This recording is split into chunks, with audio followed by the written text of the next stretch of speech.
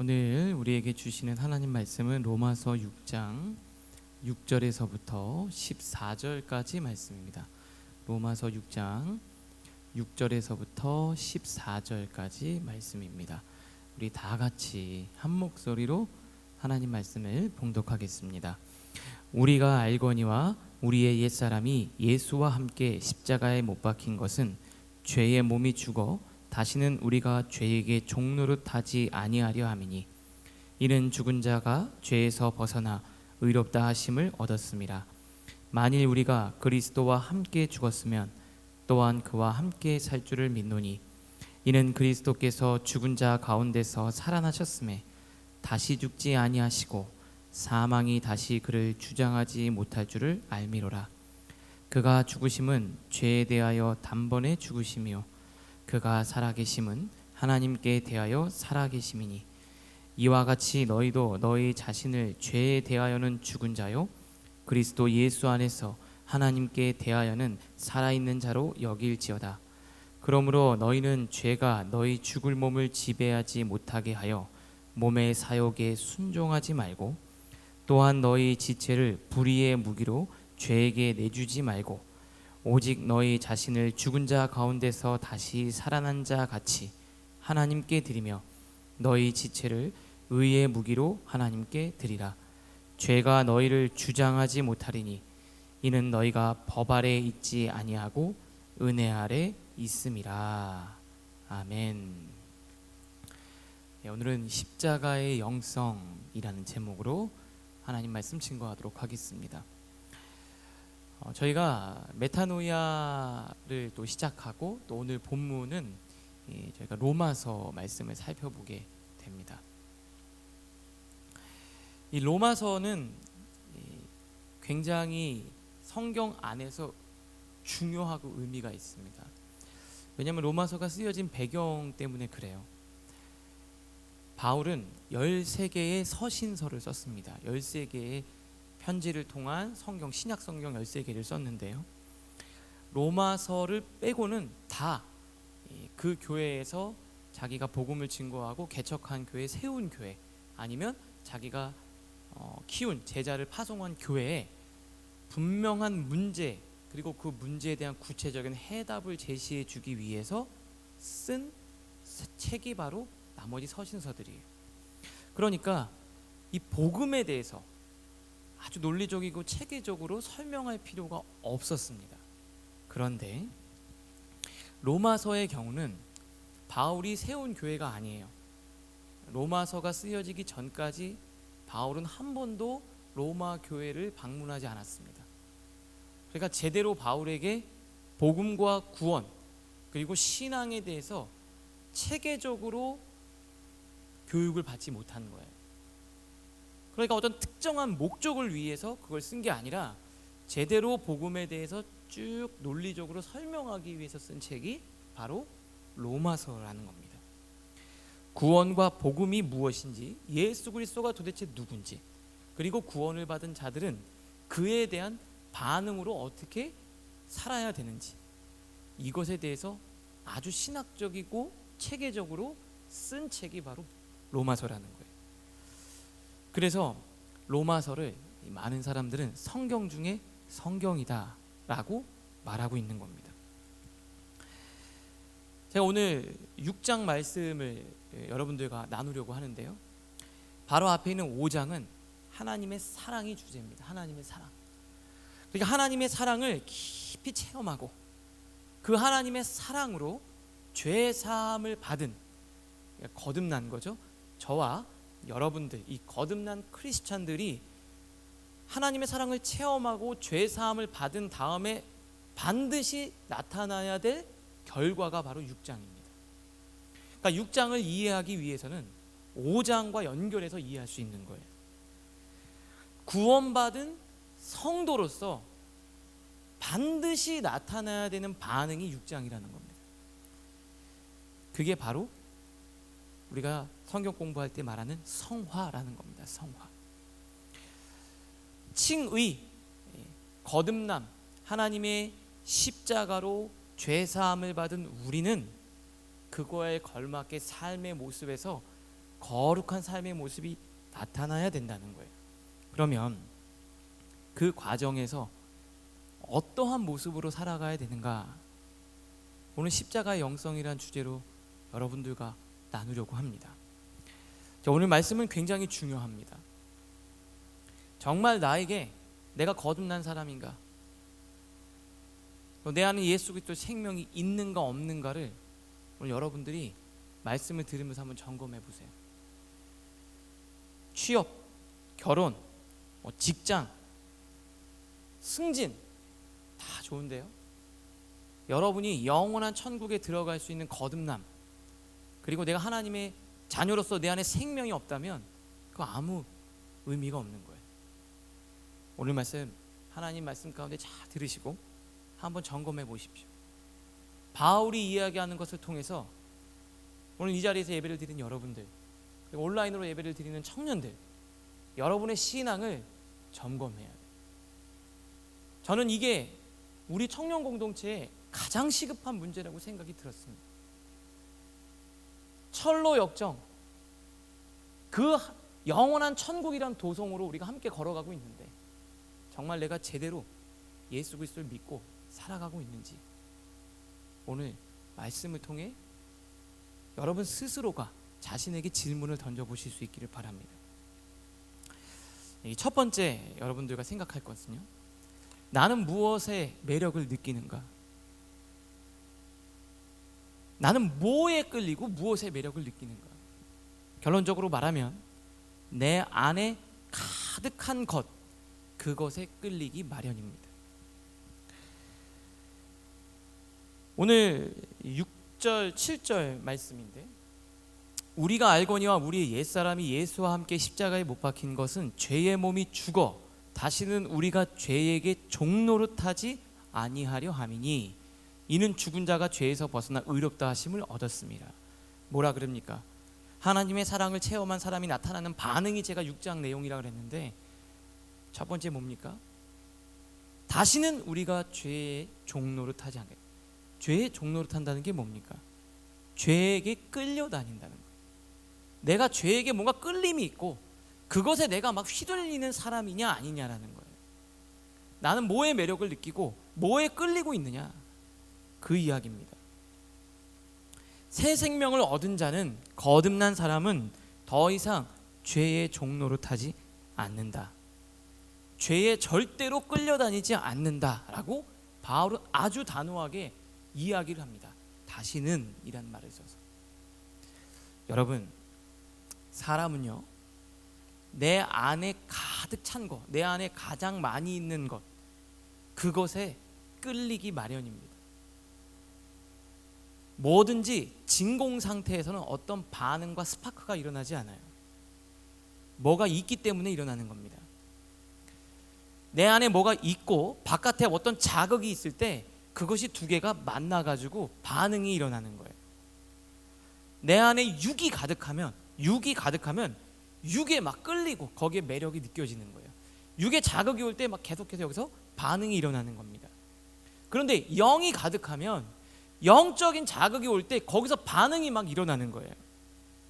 육적인 사람은 육적인 것에, 영적인 사람은 영적인 것에 매력을, 끌림을 반드시 느낀다라는 거예요. 아무것도 없으면 아무 반응도 없어요.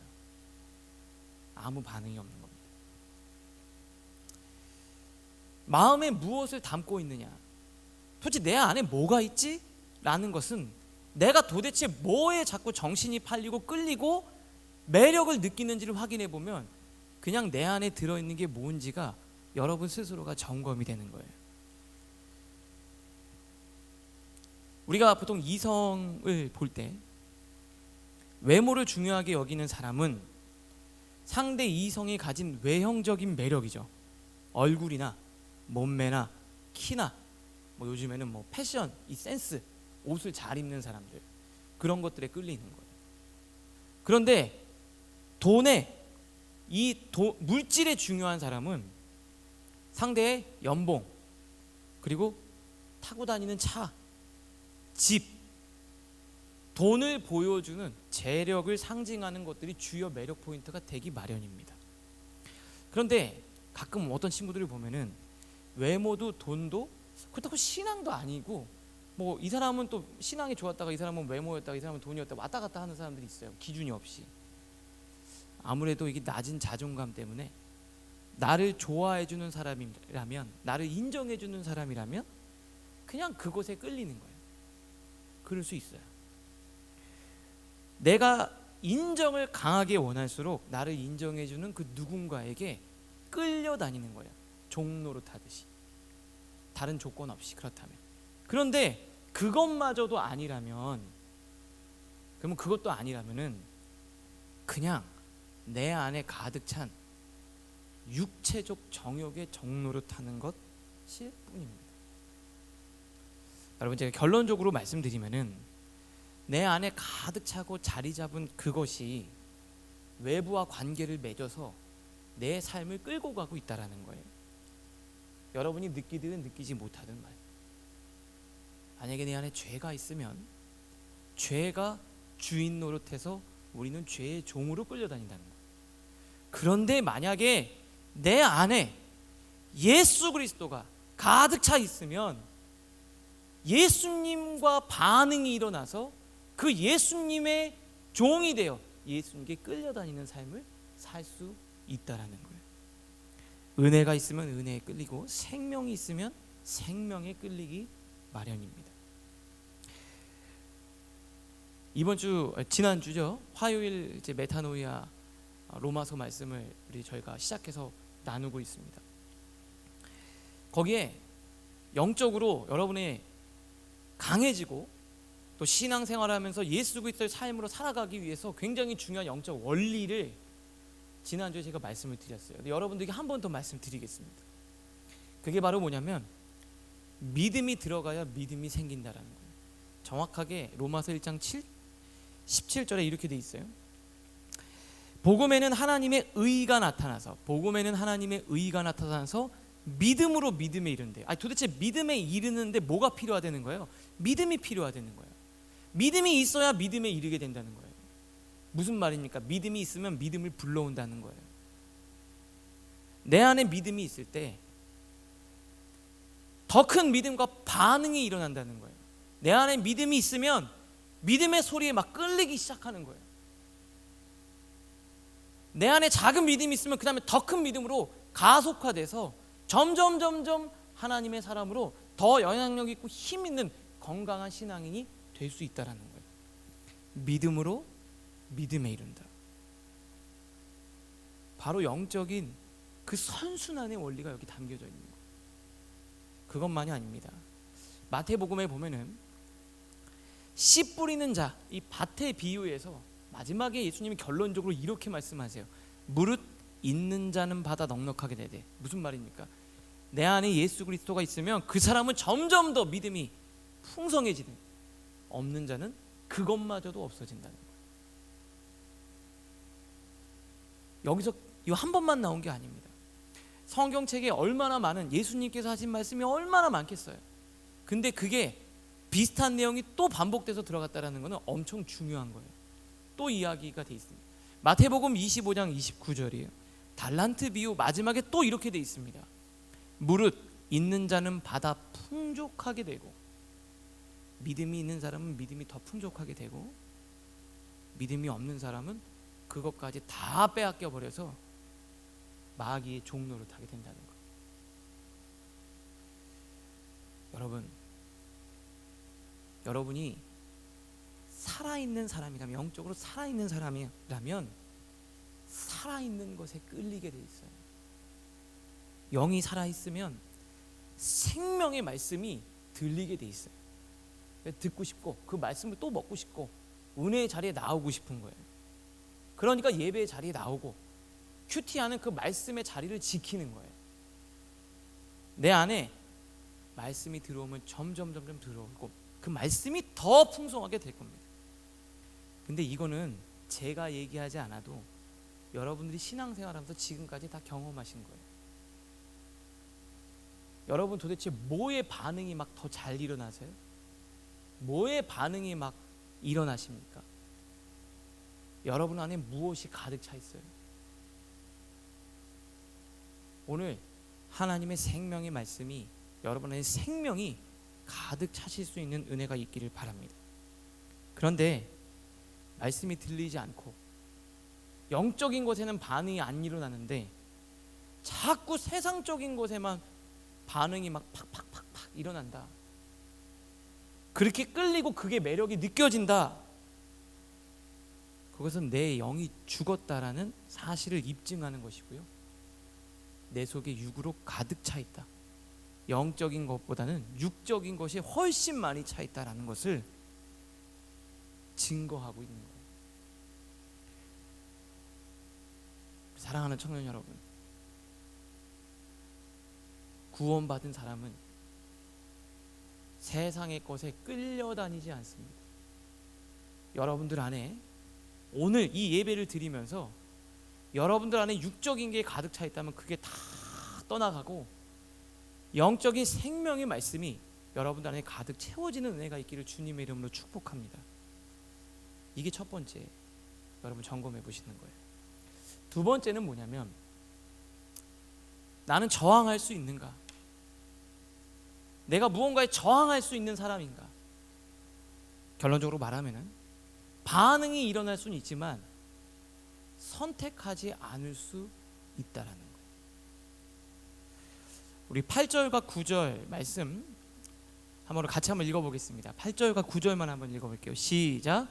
만일 우리가 그리스도와 함께 죽었으면 또한 그와 함께 살 줄을 믿노니 이는 그리스도께서 죽은 자 가운데서 살아나셨음에 다시 죽지 아니하시고 사망이 다시 그를 주장하지 못할 줄 알미로라. 여기 보면은요, 죽었으면, 그리스도와 함께 죽었으면 다시 함께 살 줄을 믿노니, 죽은 자 가운데서 살아나셨으면. 그 다음 10절에도 보면 살아계심은, 11절에 보면 죄에 대해서 죽은 자고 예수 그리스도 안에서 하나님에 대하여는 살아있는 자다. 이 죽음과 삶에 대해서 계속해서 이야기를 하고 있어요. 생명과 사망에 대해서 반복해서 말하고 있습니다.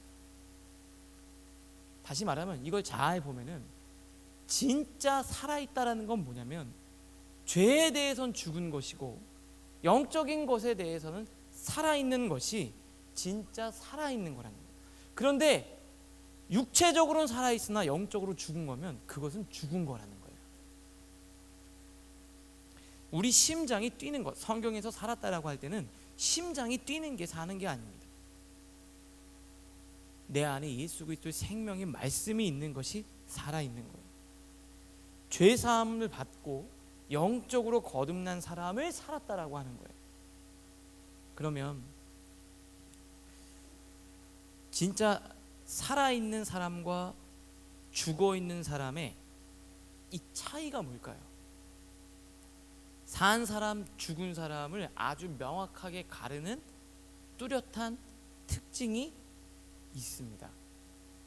그게 바로 뭐냐면은 생명이 있는 사람은 반드시 환경에 저항하게 돼 있어요. 환경에 저항하게 돼 있습니다. 여러분, 그 몸의 온도가 있잖아요. 체온이 몇 도를 유지해야 될까요? 요즘에 코로나 때문에 저희 온도 체온 체크 맨날 하잖아요. 몇 도죠? 제가 이건 안 넣었나 보다. 그죠? 36.5도예요. 36.5도. 36.5도를 유지해요. 살아있는 사람, 그렇죠? 근데 막 엄청 추운 날씨에도 내 체온은 몇 도가 됩니까? 36.5도. 40도가 넘는 무더위에도 어떻게 돼요? 36.5도가 돼요. 추우면 어떻게 됩니까? 막 덜덜덜 떨어요. 이게 떠는 게 왜 그런 줄 아세요? 몸을 움직여서라도 열을 내는 거예요. 그러니까 몸이 떨리는 거예요.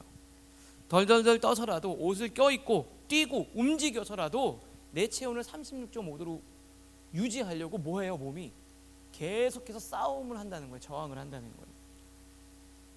올 여름에 엄청 더웠습니다. 40도예요. 40도에서 한 3시간 4시간 있으면 땀이 나요. 왜요? 수분을 빼서 체온을 유지하려는 거예요. 더 이상 올라가지 않도록 하기 위해서 땀이 나는 겁니다. 땀을 내보내고 선풍기를 틀고 부채질을 해서라도 36.5도를 유지하려고 저항해요. 싸운다고요. 온도를 유지하려는 그 싸움이 내부에서 일어난다. 이게 바로 살아있다라는 증거예요. 근데 죽은 사람은 어떻습니까? 죽은 사람은 외부의 온도에 그대로 영향을 받아요. 저는 어머니가 돌아가신 이제 저는 경험을 했잖아요.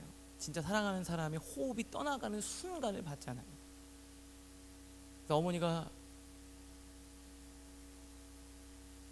침상에서 이렇게 누워 계시다가 막 호흡이 가빠지시고 심장이 점점 약해지시더니 호흡을 탁 멈췄어요. 그래서 어머니 그 손을 붙들고 막 울면서 기도하고 가족들이 막 기도했는데 5분도 채 지나지 않았는데 그 느낌을 잊을 수가 없어요. 손이 차가워요. 생명의 온기가 없습니다. 어머니의 그 육체의 온도는 그 병실 안에 있는 외부의 온도와 똑같아요. 생명이 떠나고 호흡이 떠난 어머니의 몸은 더 이상 환경에 저항하거나 싸우지 않고 100% 외부의 영향을 그대로 받는다는 거예요. 이게 바로 생명이 있는 사람과 생명이 없는 사람의 차이입니다. 여러분, 살아있는 신앙인, 죽어있는 신앙인의 차이가 똑같은 거예요. 환경에 저항하지 않고 영향을 그대로 받아요. 그런데 살아있는 사람은 언제나 영적인 36.5도를 유지하려고 애를 씁니다. 근데 그거 없으면, 여러분 안에 그게 없으면 죄송하지만 여러분 영적으로 죽은 사람들입니다. 여러분이 속한 공동체 영적인 온도가 낮아요. 성령의 온기가 없어요. 그런데도 몸을 떨어서라도 막 덜덜덜 떨어서라도 내가 그 체온을 유지하려는 그 싸움이 여러분한테 일어나지 않는다면,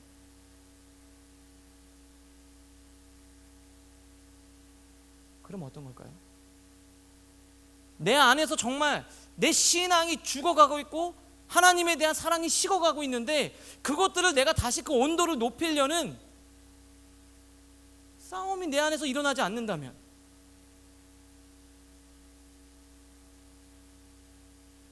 교회는 다니나? 죽은 신앙인일 수 있습니다. 그런데 내가 말씀이 안 들리고 내 신앙이 흔들릴 때 내가 이러면 안 되지. 나 말씀 봐야지. 기도해야지. 라고 하나님을 향해서 여러분이 몸을 틀고 그렇게 싸움과 저항이 일어난다면, 죄가 나를 잡으려고 할 때 그거에 동화되지 않고 싸우려는 그 여러분의 싸움이 여러분 안에 일어난다면 여러분은 살아있는 크리스찬입니다. 환경에서 자꾸 절망이 있어요. 상황이 안 좋아요. 안 좋으니까 그냥 나도 안 좋아.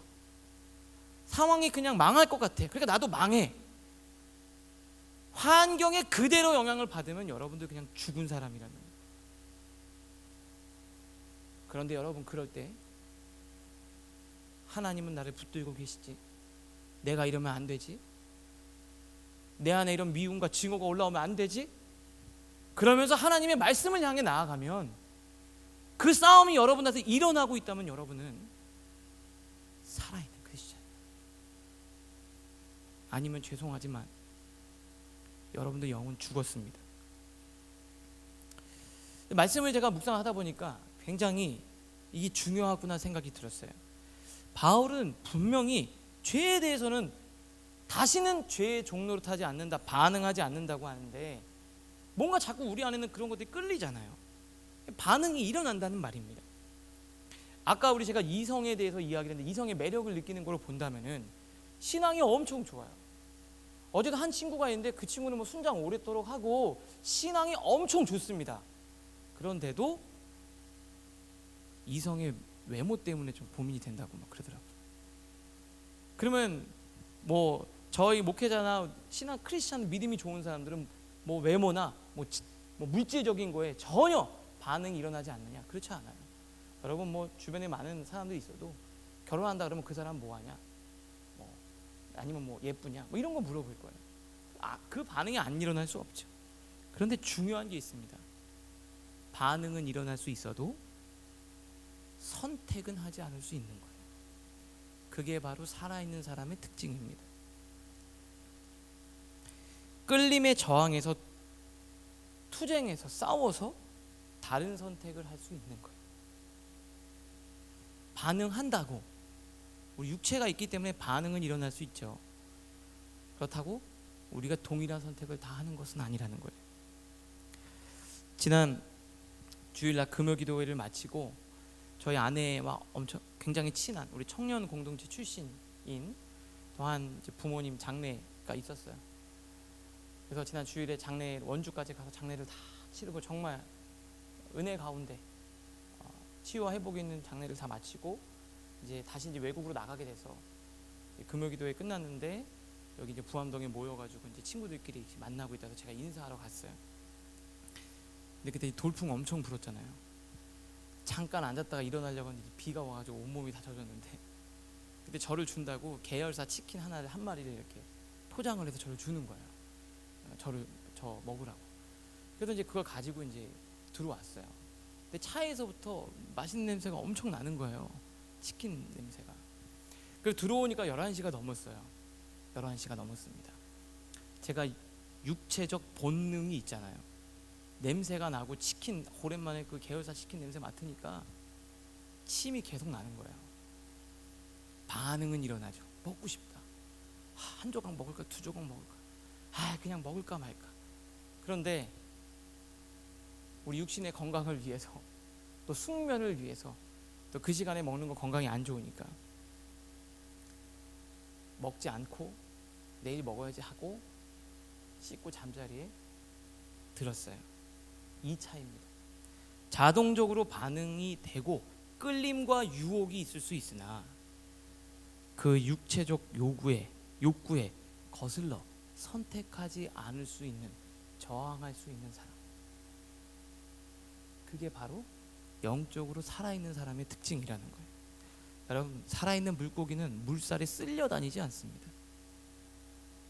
근데 죽은 물고기, 썩은 시체는 물살에 그대로 쓸려가요. 살아있다면 반응하지만 물살에 쓸려가지 않고 거슬러서 다른 선택을 할 수 있습니다. 분명한 것은요, 이 자리에 여러분들 중에 구원받은 자 같으나 구원받지 못한 자가 있을 수 있고, 교회를 수년간 다니고 해도 아직 거듭나지 못한 자들이 있을 수 있습니다. 그것은 주님만 아시겠죠. 하나님과 그 사람만이 알 일입니다. 그런데 한 가지 확실한 것은 내 안에 예수 그리스도의 생명력이 있다면 우리는 죄에 대해서, 육체적 본능의 요구에 대해서 투쟁하고 저항하고 싸울 수 있다는 거예요. 설령 그것에 넘어진다 할지라도 회개하고 다시 주님을 향해서 나아갈 수 있는 그 저항하는 힘이 절대로 멈추지 않는다는 거예요. 여러분, 하나님은 변함없으신 분입니다. 언제나 동일하신 분이에요. 어디서든지 예배를 드릴 수 있어요. 예배당 건물 안에서도, 여러분이 온라인으로 예배를 드리는 가정 집에서도, 때로는 직장에서도, 심지어 차를 타고 이동하는 버스나 지하철 아니라도 걸어다니는 순간에서도, 카페나 어디에서도 다 하나님은 계셔요. 동일하게 역사하십니다. 하나님은 변함이 없어요. 맞아요. 근데 중요한 게 있어요. 우리 인간은요, 장소와 시간과 상황에 따라서 우리는 동일하지 않다는 겁니다. 그게 문제라는 거예요. 여러분은 여러분의 신앙을, 여러분을 너무 자신하지 마세요. 모든 상황에서도 여러분이 하나님 앞에 온전한 예배를 드리고 신앙을 유지할 수 있을 거라고 착각하지 마시라 이거예요. 만약에 내 영이 그런 투쟁과 싸움이 없고 내 안에 정말 하나님 말씀이 사라진 것 같다면 지금 돌이켜 주님을 향해 나오실 수 있기를 바랍니다. 여러분, 이 말씀이 여러분들 안에 하나님이 여러분들을 향해 들려주시는 생명의 말씀으로 들려지는 은혜가 있기를 바라요. 마지막 세 번째입니다. 십자가의 신비, 모순이 아닌 역설입니다. 12절 13절 말씀 다 같이 한 목소리로 읽겠습니다. 시작. 그러므로 너희는 죄가 너희 죽을 몸을 지배하지 못하게 하여 몸의 사역에 순종하지 말고 또한 너희 지체를 불의의 무기로 죄에게 내주지 말고 오직 너희 자신을 죽은 자 가운데서 다시 살아난 자 같이 하나님께 드리며 너희 지체를 의의 무기로 하나님께 드리라. 바울은 반복해서 삶과 죽음, 사망과 생명을 연결하고 있어요. 계속해서 연결하고 있습니다.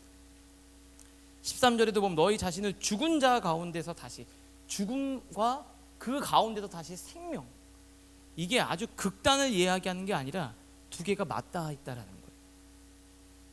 그러니까 이게 모순되는 것이 아니라 이것을 통해서 하나님의 놀라운 일하심의 신비, 십자가의 신비가 여기 담겨져 있어요. 그걸 설명하고 있어요. 십자가의 영성은 이 말도 안 되는 모순처럼 보이지만 사실 그건 모순을 통과한 역설이에요. 역설은요, 말이 안 되는 것 같지만 그 안에 우리 삶을 관통하는 진리가 담겨져 있는 게 역설입니다. 십자가, 목사님 그러면 그렇게 살면 다 끝나는 거 아닙니까? 우리가 그렇게 살면은 그게 결국 나 손해고 결국 내가 내 인생이 망치는 거 아닙니까? 그게 아니라 거기에서 하나님의 일하심과 죽음을 통과한 생명이 있다는 것을 여러분들 깨닫게 되실 거예요. 그래서 십자가는 나를 죽이는 길이 아니라 다시 사는 길이고, 이게 바로 바울이 이야기하는 세례를 통해서 바울은 비유하고 있는 거예요. 우리가 이거 로마서 6장 본문에서 앞에 4절에 보면 이렇게 되어 있습니다. 그러므로 우리가 그의 죽으심과 합하여 세례를 받음으로, 세례라고 표현했어요. 그와 함께 장사되었으니, 주님과 함께 내가 죽은 것 같은데 아버지의 영광으로 말미암아 그리스도를 죽은 자 가운데 살리심 같이 우리 또한, 내가 죽은 것 같은데 우리 또한 새 생명 가운데서 살아난다는 거예요. 고린도전서 10장에서 이거를 무엇에 비유해서 이야기했냐면, 이거 굉장히 중요한데, 바울은 고린도 교회에게 세례를, 형제들아 나는 너희가 알지 못하기를 원하지 아니하노니 우리 조상들이 다 구름 아래 있고 바다 가운데로 지나며, 홍해를 지나는 걸 이야기하는 거예요. 모세에게 속하여 다 구름과 바다에서 세례를 받았다. 홍해를 지나가는 것을 세례라 그래요. 여러분 잘 보세요. 출애굽한 이스라엘 백성들 뒤에 누가 쫓아옵니까? 바로의 군대가 쫓아와요. 앞에 홍해가 있어요. 홍해 바다로 들어가면 죽는 거예요. 내가 주님의 믿음으로 죽을 각오를 하고 들어가니까 홍해 갈라지고 누가 죽었습니까? 내가 죽었어요? 나를 쫓아온 바로의 군대가 죽은 거예요. 이게 바로 신비예요. 죽는 것 같은데 사는 겁니다. 제가 어떤 집사님하고 이렇게 대화를 나누는데 몸이 좀 아프셔가지고 이렇게 막 고생하시니까 어떤 분이 정말 진짜 용하다는 의원을 한번 소개시켜 주신 거예요. 거리가 좀 되는데. 그래가지고 거기를 이제 찾아가셨대요. 근데 그 오픈하는 시간도 되기 전에 줄이 진짜 엄청 길게 있다는 거야. 그래서 어르신들이 거기서 대기하고 있는 거예요. 그 오픈하기도 전에. 그래서 줄을 서가지고 딱 갔는데 병원이 좀 특이하대요. 그냥 뭐 진료실이라고 해서 책상 하나 있고 저 옆에 주사실 있고 그냥 약 받는 데 있는 거예요. 그래서 뭐 병원이면 뭐가 있어야 되는데 그냥 의사하고 이렇게 앉아서 대화 좀 하다가 그냥 주사 한 방 놓고 약 받아가지고 가는 거예요. 근데 그 약이 스테로이드 성분이 들어있는 약이에요. 그러니까 어때요? 주사 한번 딱 맞으면 어때요? 효과가 바로 나타나는 거예요.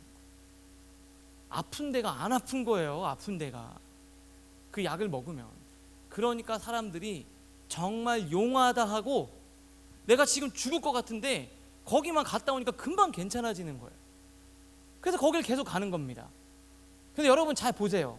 그 주사 한 방 맞고 약 먹으면 이 온몸의 통증이 없어지는 거예요. 그래서 괜찮은 것 같아요. 그런데 서서히 죽고 있었다라는 거예요. 여러분들은 어찌 보면은 이 세상에서 마약 성분이 들어있는 진통제만 먹기를 원하는 걸 수도 있어요. 내 감정이 너무 상했으니까 그냥 이거. 그런데 어찌 보면 서서히 죽어가는 거일 수도 있습니다. 근데 병원은 어때요? 병원은 어떻습니까? 병원. 왜 병원 안 갈까요? 병원은요, 귀찮거든요. 귀찮아요. 하지 말라는 게 많아요. 이거 드시지 마시고요. 이렇게 하지 마시고요. 그리고 이렇게 하시고요. 그리고 해도 바로 반응이 안 나요.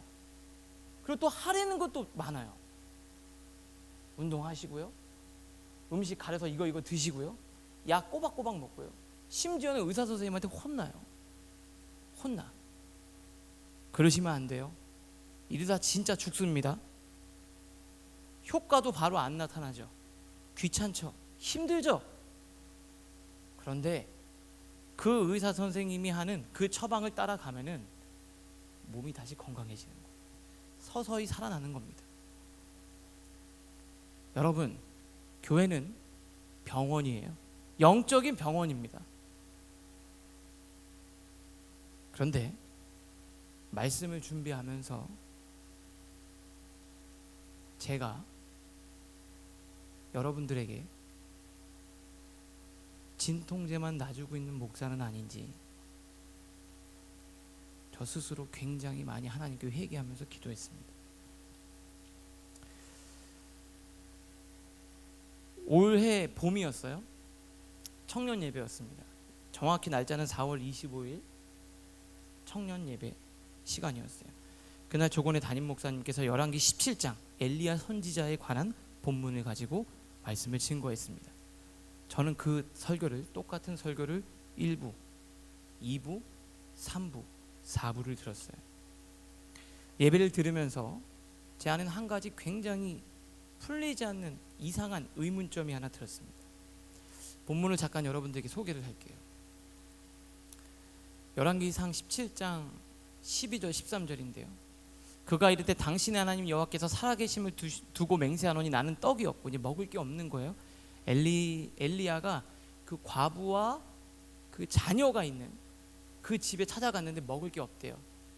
뭐라고 이야기하냐면 다만 가루에 통에 가루 한 움큼의 가루랑 기름 조금뿐이다.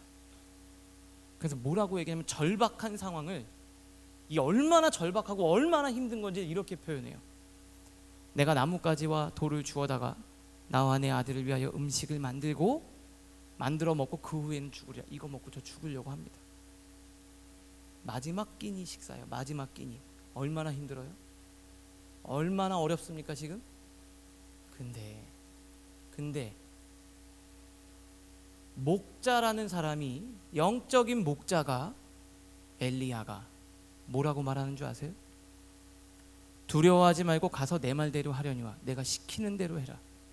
먼저 그것을 나를 위하여 작은 떡 한 개를 만들어 내게로 가져오고. 아니 이거 한 움큼 있는데 그거 떡 만들어서 내가 먼저 먹겠다라고 얘기하는 거예요. 가져오라는 거예요. 그리고 그 후에 너와 내 아들을 위하여 만들라는 겁니다.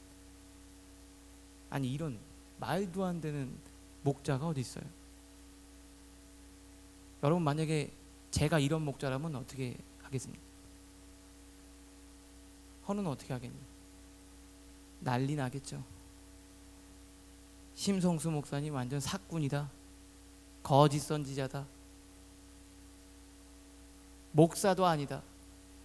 아니 굶어 죽게 생겼는데 도리어 가서 돈을 주고 그렇게 하라고 얘기해주고 아유 그러냐고 하고 도리어 내가 있는 걸 내가 내어주는 목자가 돼야 되는데 도리어 달라 그러는 거예요.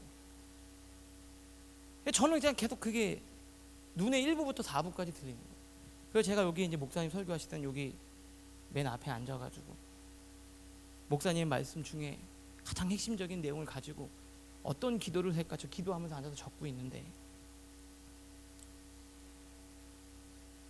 제 마음에 갑자기 하나님이 저를 책망하시듯이 말씀하십니다. 그날 제가 강단에 올라와서 기도 인도할 때도 제가 그 말씀 드렸어요.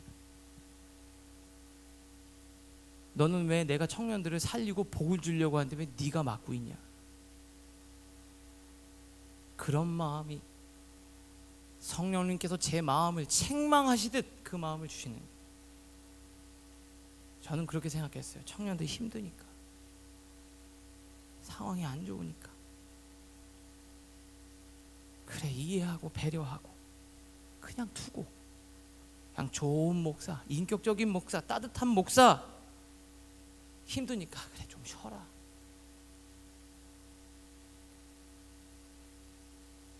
그래 그렇게 해라. 그냥 들어주고 그러면 되는 줄 알았는데 도리어 제가 그를 죽이고 있는 것은 아니었는지, 축복을 막고 있는 것은 아닌지, 하나님이 하나님의 자녀들을 살리겠다고 하는데 제가 그것을 막고 있는 것은 아닌지, 제가 앉아서 기도하면서 하나님께 회개하고 올라왔습니다. 얼마나 회개했는지 몰라요. 여러분 지금 여러분 힘들죠? 바쁘죠? 시간 쪼개서 알바하고 신앙생활하고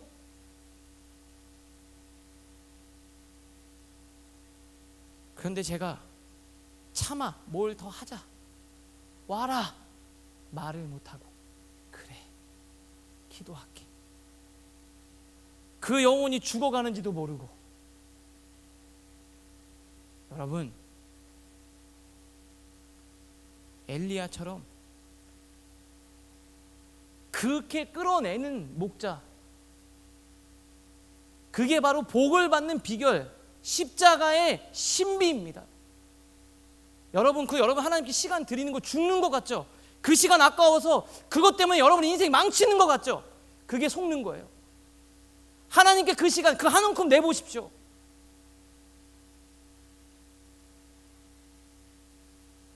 조금 더 아껴서 내 인생을 위해서 투자하고 그게 여러분의 영혼이 잘 되고 청년의 때가 풍성해지는 것 같죠? 그게 죽는 겁니다.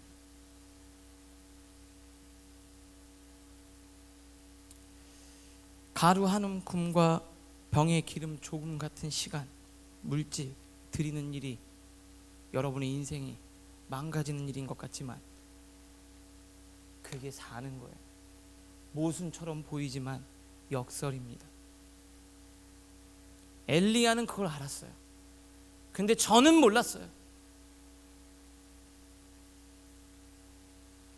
하나님이 저에게 말씀하셨어요.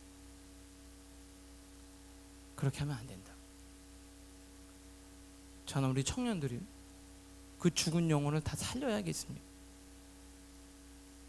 여러분 14절 말씀 이렇게 돼 있어요. 이스라엘의 하나님 여호와의 말씀이 나 여호와가 비를 지면에 내리는 날까지 그 통에 가루가 떨어지지 아니하고 그 병에 기름이 없어지지 아니. 그거 두면 그거 하나 먹고 죽는 거예요. 그런데 그거 내놓는 순간 어떻게 됩니까? 영원히 사는 겁니다. 그거 하나 먹고 죽게 만들까? 아니면 그거 내놓고 영원히 주님과 함께 사는 생명을 줄까? 여러분 뭘 선택하실래요?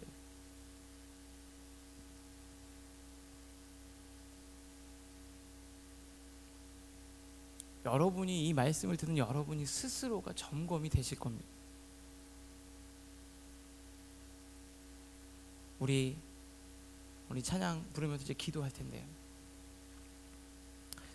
제가 반복해서 말씀드리겠습니다. 만약에 내가 지금 오늘 말씀을 들으면서 내 영혼에서 아무런 반응이 일어나지 않고 하나님의 말씀에 끌리지도 않고 환경에 저항하지도 않고 죄의 유혹이 와도 그냥 이리저리 쓸려다니는 것 같으면 오늘 이 시간 하나님을 향해 여러분의 마음을 돌이키셔야 돼요. 말씀 더 붙드셔야 된다고요. 아니, 코로나라는 시기에 취업도 안 되는데 그 시간 아껴서 공부해야 되는데 와서 기도하라 그러고 말씀 보라 그러고 하나님 앞에 헌신하라고 말하는 이 목사가 저는 굉장히 부담스러웠어요. 근데 제가 그런 마음을 갖고 있는 게 여러분을 죽이는 사꾼이라는 걸 깨달았어요. 여러분 나오셔야 돼요. 말씀 보셔야 돼요. 상황 정리하시고 하나님에 더 붙드셔야 돼요.